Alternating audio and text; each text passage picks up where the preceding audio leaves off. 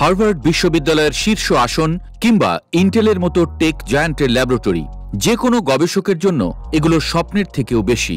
অথচ আশ্চর্যজনকভাবে সেই স্বপ্নের আসন ছেড়ে একে একে দেশে ফিরছেন চীনের মেধাবীরা।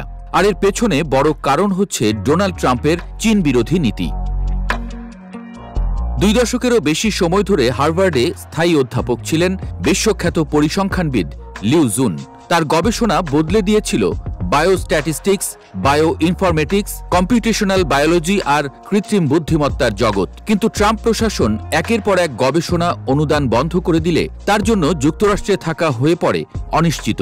অবশেষে 2025 সালের আগস্টে তিনি ফিরলেন চীনে, যোগ দিলেন সিনহুয়া বিশ্ববিদ্যালয়ের সর্বোচ্চ পদে।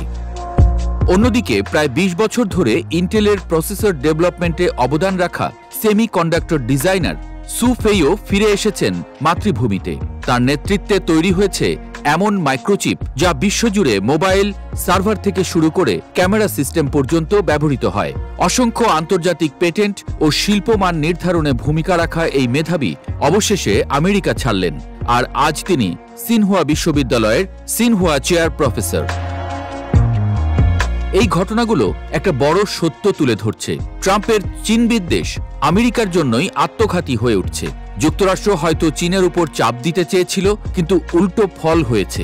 গবেষণা অনুদান বন্ধ, অভিবাসন জটিলতা, রাজনৈতিক বৈরিতা, সব মিলিয়ে মেধাবীরা আর নিরাপদ মনে করছেন না আমেরিকায়। তারা ফিরছেন চীনে, আর সঙ্গে নিয়ে যাচ্ছেন তাদের জ্ঞান, অভিজ্ঞতা ও প্রযুক্তির ধনভাণ্ডার।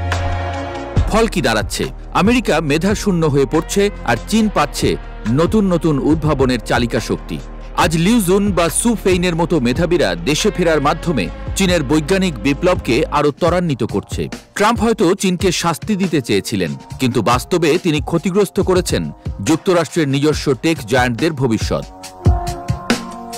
প্রশ্নটা এখন আর কেবল চীন বনাম আমেরিকা নয়, প্রশ্নটা হলো 21 শতকের প্রযুক্তির নেতৃত্ব কার হাতে থাকবে।